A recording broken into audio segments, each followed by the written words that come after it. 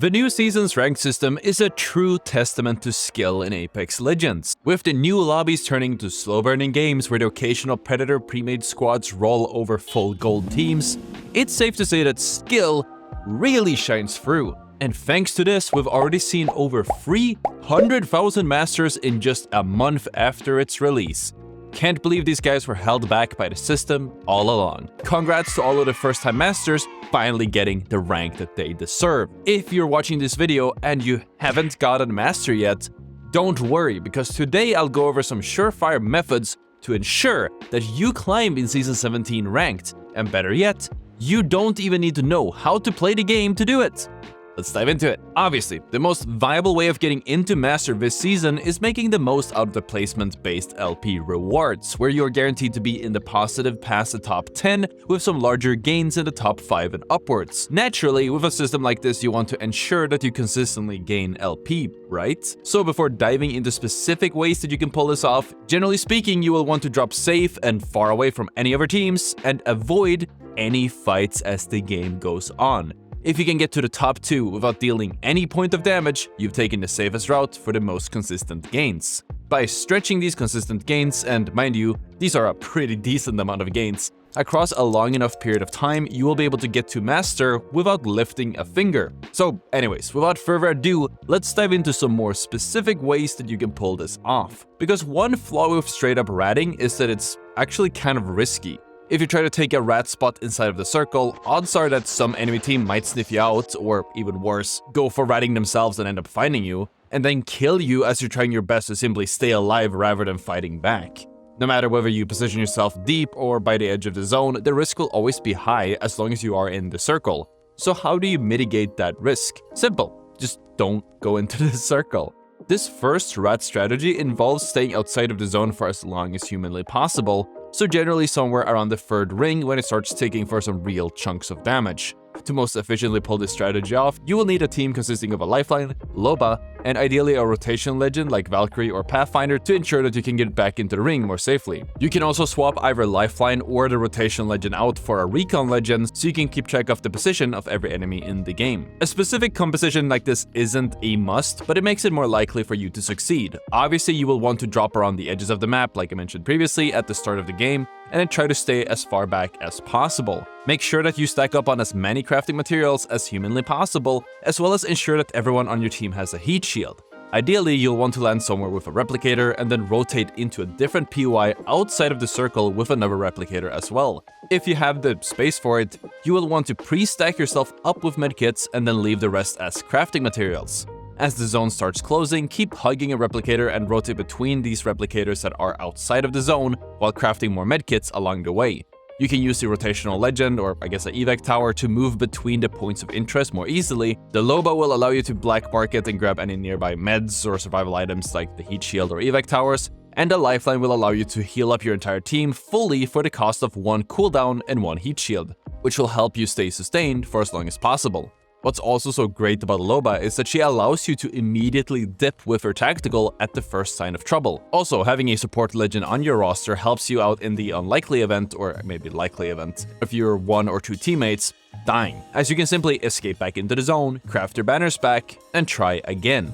And of course, you have access to support bins that guarantee a mobile respawn beacon if 1 or more teammates are finished, and will give you other useful items when you open them, allowing you to stay in the zone for much longer. As to what points of interest to rotate to, it is really hard for me to say just like this in a video, as there are a lot of factors into which ones you should take, but you will generally want to find that one POI that isn't too far away from the zone, where you won't be able to rotate in from it in time, but also not too close because enemy teams will hear your heat shields, they might see you crafting, recognize that you're pulling off a massive rat strat, and simply push you when you least expect it. If you're playing on maps with a trident such as Olympus, you can place a heat shield along the bottom lip here on the trident, which attaches it to the trident and allows you to drive around while avoiding zone damage.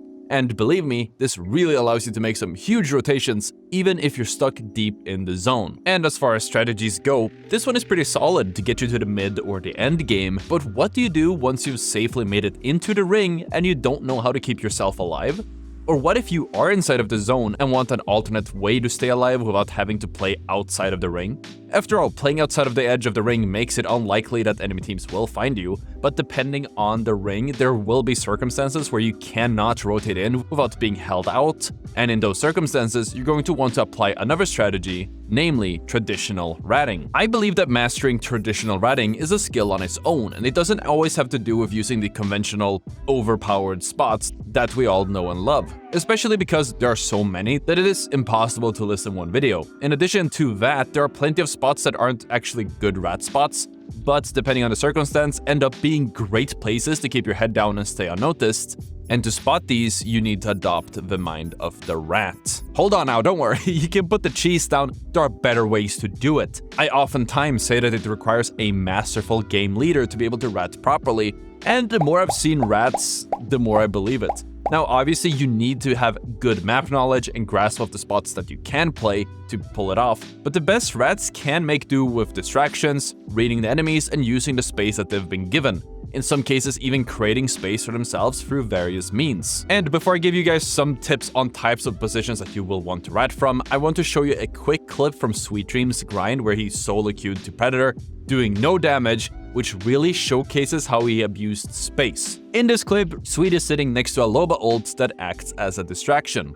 Yep, sure, he is snugly positioned between two rocks, enveloping him like those sweet, succulent Loba Fies. Why did we put this in here? But if the enemy would glance in his direction, they would notice and kill him. But because there's a big Loba ult taking all of their interest, he can stay hidden and avoid getting caught. This especially works because in a game like Apex, most enemies are identified once they start moving. So if you literally don't move, odds are you just won't get spotted. And if there is a big shiny distraction, you're generally in the clear. You can also increase your chances of staying hidden by facing a wall instead of towards your enemies, as their brains are trained on recognizing the enemy form, pointing towards them, as well as brains in general are trained to notice if a face is looking at them as well. By facing away from them, you will assume an unfamiliar form, and their monkey pattern-seeking brains won't be able to spot you. I guess unless you're playing Loba, in which case you are actually more likely to get found out if you turn away from them. Also, in this particular clip, Sweet is actually positioned near the edge of the zone, in a little crevice to make himself as difficult to be spotted as possible. Because there will be times where the zone pulls in a way where there is this tiny gap you can play in without taking damage. You are very unlikely to be found in these gaps, so I would keep that in mind. If it ever comes to a point where enemies are looking for the last remaining rats, they are usually going to check every traditional known rat spot, and using the rat spots the zone gives you will keep you safe for longer. If you want to make sure that you won't take damage as the zone is closing in, you can actually go into the spot and look at your minimap. If the circle isn't flashing, you aren't safe when the zone closes. If it's still, you're good to go. And while I mentioned some ways to approach it from a micro perspective, having a good grasp of the macro can also benefit you a lot. Maybe even a lot more than going through the micro decisions themselves. A good understanding of how the game is playing out, and more importantly, how it will play out, allows you to be in the right place at the right time. One example of this is trying to learn how zones pull, which you can learn the most effectively by playing the game and trying to guess where the zones will close. This will allow you to get better over time and train that pattern recognizing brain to spot zones that much easier, as there only are a few select places where the zone can end.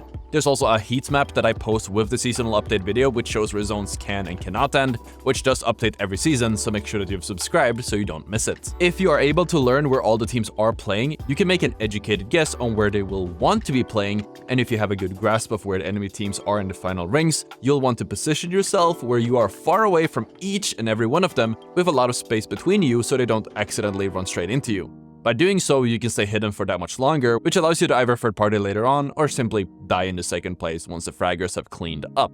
But now, let's mention some spots that will help you along the way. Again, I won't really call out specific spots, as that will make this video really long, and I know most people won't take the time to memorize them and actually watch it, so that would ruin my retention. But I guess if you do want another rat spot video, because I have posted like 2 already, let me know in the comments. And in the meantime, the best place that you can rat in will forever be in foliage. Many maps, especially Kings Canyon and Storm Point, have countless of smaller bushes and trees that you can crouch or climb into that make you virtually impossible to see from the outside.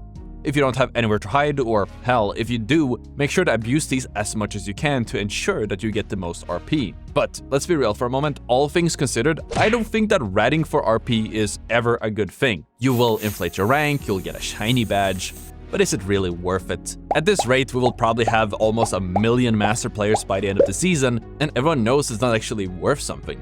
I really doubt that it will matter in the future, and honestly, in my opinion, if you want to abuse the system in any way, I would probably abuse the cheap entry costs and take this opportunity and play aggressively in ranked. Take some risks, learn from them, and if you're interested in getting better, you can always check out the many videos on my channel or grab yourself a personal coach over at Ottr.coach, where I've cherry-picked some of the best Apex coaches for you guys to make sure that you become your very best.